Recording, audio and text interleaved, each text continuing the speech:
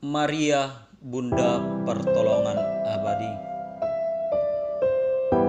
Para saudara dan saudari yang terkasih, pada permenungan kali ini kita diajak untuk merenungkan peran Bunda Maria yang menunjukkan bahwa ia merupakan Bunda Pertolongan Abadi. Peran Maria itu adalah sebagai pengantara. Kepengantaraan Maria ini dapat kita renungkan dari peristiwa pernikahan di Kana. Dalam peristiwa pernikahan di Kana, ditampakkan bahwa Maria melihat persediaan anggur semakin menipis. Maria sadar sekali bahwa keluarga pengantin akan sangat dipermalukan kalau persediaan anggur sampai habis sama sekali, terutama karena desa itu dikelilingi oleh banyak sekali kebun anggur. Apa kata dunia seandainya para tamu terpaksa pulang sebelum acara usai justru karena kecewa kehabisan anggur? Mungkin mereka juga pulang sambil mengejek atau mengumpat karena merasa jengkel.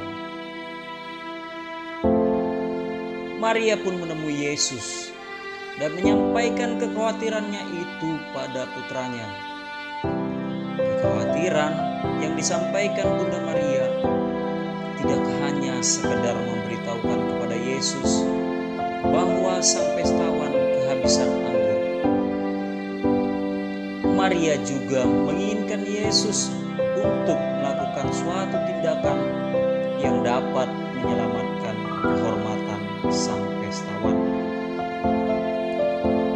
Demi menuruti perintah ibunya, Yesus pun memperbanyak anggur sehingga menyelamatkan harga diri sang pestawan. Peristiwa di Kana ini merupakan mukjizat Yesus yang pertama. Berkaitan dengan teks ini, seorang kudus bernama Santo Bernardus mengatakan demikian. Saya melihat dengan jelas bahwa Yesus mengatakan, "Mau apakah engkau daripadaku, Ibu?"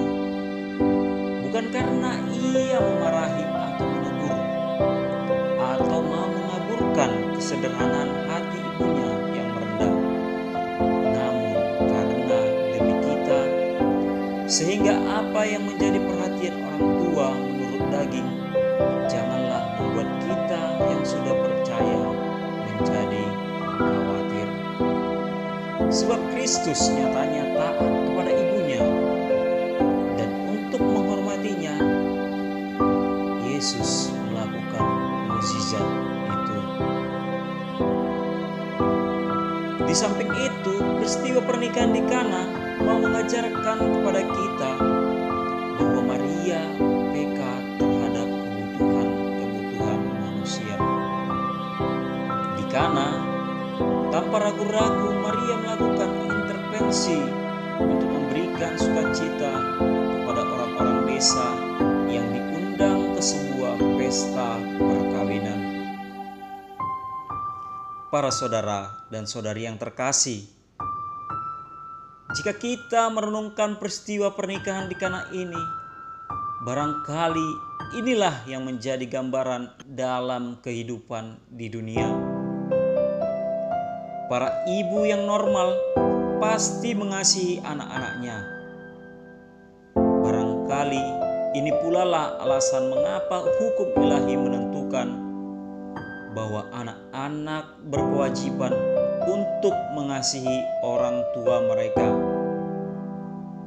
Namun, tidak secara eksplisit mewajibkan para orang tua untuk mengasihi anak-anak mereka. Karena alam sendiri sudah begitu kuat menanamkan hal tersebut dalam diri setiap makhluk.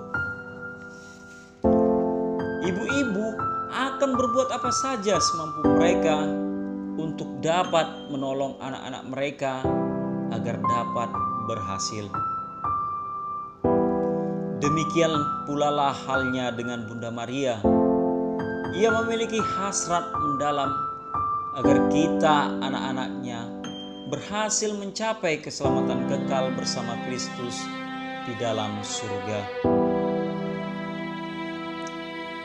Pada waktu pemberitahuan oleh malaikat Gabriel kepadanya di Nazaret tentang rencana agung Allah, Maria mengatakan, "Sesungguhnya aku ini hamba Tuhan, jadilah padaku menurut perkataanmu itu."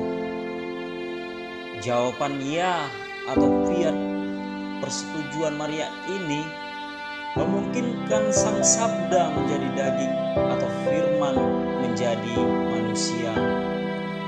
Dengan demikian membuka jalan bagi Yesus Kristus untuk menyelamatkan umat manusia lewat sengsara dan kematiannya di kayu salib. Pada waktu pemberitahuan malaikat itu, Maria memang belum resmi diberikan kepada kita sebagai bunda kita. Namun, dia telah mengambil langkah pertama bagi penebusan kita.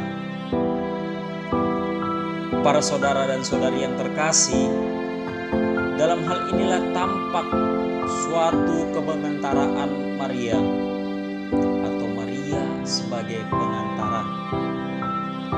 Maria menempatkan diri antara putranya dan umat manusia dalam situasi kekurangan, kebutuhan, dan derita mereka. Dia menempatkan diri di tengah-tengah, yaitu dia berlaku sebagai perantara, tidak sebagai orang luar, melainkan dalam kedudukannya sebagai seorang ibu. Maria sadar bahwa sebagai ibu, dia dapat menyampaikan kepada sang putra kebutuhan manusia, dan bahkan dia berhak untuk berbuat demikian. Bahwa Maria berdiri di antara Kristus dan manusia, tindakan demikian mengandung sifat sebagai pengantara.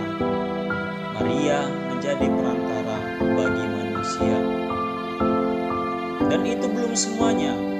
Sebagai seorang ibu, ia juga menginginkan agar kekuasaan putranya sebagai Mesias dinyatakan, yaitu kuasa penyelamatannya yang dimaksudkan untuk menolong seluruh umat manusia dalam kemalangannya, membebaskannya dari yang jahat dalam berbagai bentuk dan taraf yang membebani hidup manusia. Amin.